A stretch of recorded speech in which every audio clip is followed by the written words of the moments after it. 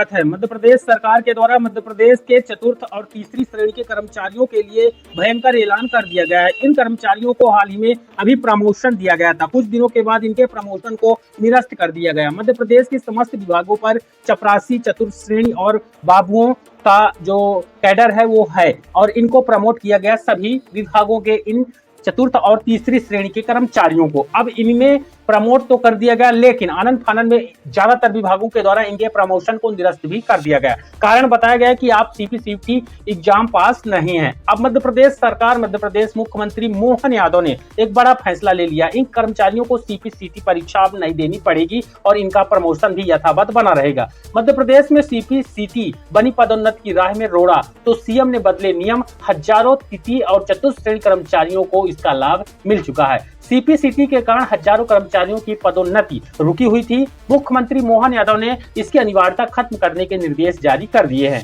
इस निर्णय से 6 से 7 हजार कर्मचारियों को सीधा लाभ मिलेगा। कुछ को प्रमोशन निरस्त किया गया, उनको फिर से उसी पोजीशन पर प्रमोट कर दिया जाएगा और जिनको निरस्त नहीं किया गया, प्रमोट हो चुके हैं, वो यथावत बने रहेंगे। इस पर विस्तृत अपडेट मैं दिखाऊंगा। प्रदेश में सीपीसीटी यानी कंप्यूटर प्रवीणता और प्रमाणन परीक्षा की अनिवार्यता का हवाला देकर हजारों पात्र कर्मचारियों की पदोन्नतियों को रोक दिया गया। कृषि और उद्योग विभाग ने यहाँ पर मामलों में पदोन्नति आदेश भी निरस्त कर कर्मचारियों को दोबारा चतुर्थ श्रेणी के पद पर भेज दिया गया। अब इससे कर्मचारियों में नाराजगी भी पनपी है और कर्मचारी संगठनों ने मुख्यमंत्री डॉक्टर मोहन यादव से अपना विरोध भी किया, अनुरोध भी किया। व्यवस्था में परिवर्तन करने के लिए अनुरोध किया गया। प्रदेश के मुख्यमंत्री ने इसको स्वीकार करते हुए उन्होंने बड़ा कदम उठाया है, जिसमें तीसरी और चतुर्थ श्रेणी के कर्मचारियों की पदोन्नति में सीपीसीटी परीक्षा के आधार पर पदोन्नति से वंचित या रिवर्ट नहीं करने की व्यवस्था बनाने के निर्देश जारी कर दिए हैं। पदोन्नति के बाद फिर चतुर्थ श्रेणी में भेजे गए थे कर्मचारी।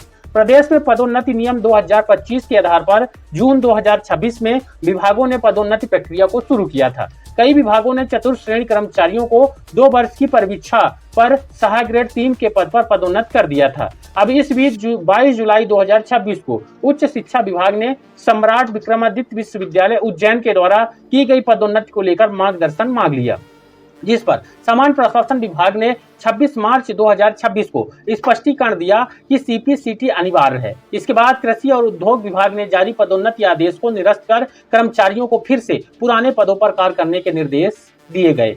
कर्मचारी संगठनों ने उठाया सीपीसीटी की शर्त पर सवाल, जबकि तृतीय वर्ग कर्मचारी संघ और मंत्रालय सेवा अधिकारी कर्मचारी संगठन का कहना था कि सीपीसीटी की अनिवार्यता सीधी भर्ती के लिए लागू की गई थी, जबकि इसे पदोन्नति का आधार बनाना उचित नहीं है।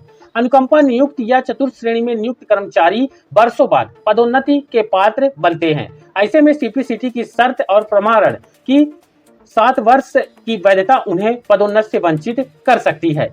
अब ना तो पदोन्नति रुकेगी, ना कर्मचारी रिवर्ट होंगे। इस पर मुख्यमंत्री ने इस मामले को गंभीरता से लिया। कर्मचारी के हित को ध्यान में रखते हुए बुधवार को निर्देश दिए गए कि तीसरी और चतुर्थ श्रेणी के कर्मचारी की पदोन्नति में सीपीसीटी परीक्षा बाधा नहीं बने। इस पर पदोन्नति में सीपीसीटी परीक्षा को उत्तीर्ण करने की अनिवार्यता पर जल्द सकारात्मक दृष्टिकोण से निर्णय लिया जाए, ताकि सभी पात्र कर्मचारियों को इसका लाभ मिल सके। कोई भी कर्मचारी सीपीसीटी परीक्षा के कारण पदोन्नति से वंचित या रिवर्ट नहीं होगा। अब सामान्य प्रशासन विभाग ने इसको लेकर दिशा निर्देश जारी करेगा। 6 से 7 हजार कर्मचारी इससे लाभान्वित हैं, जिसमें तृतीय वर्ग कर्मचारी संघ के प्रांतीय महामंत्री उमा शंकर तिवारी ने मुख्यमंत्री के इस निर्णय को कर्मचारी हितैषी बताया है। उन्होंने दावा किया कि इस निर्णय से 6 से 7 हजार कर्मचारी लाभान्वित होंगे। साथ ही जिन कर्मचारियों की पदोन्नति निरस्त की गई है, उस आदेश को वापस ले लिया जाएगा और उस कर्मचारी को यथावत जो प्रमोशन वाला पोस्ट है उसमें कर लिया जाएगा। इस बारे में आप अपनी राय कमेंट में बताइएगा। वीडियो को लाइक और ज्यादा शेयर जरूर करें। हमारे चैनल पर नए हैं तो सब्सक्राइब भी जरूर करें। धन्यवाद।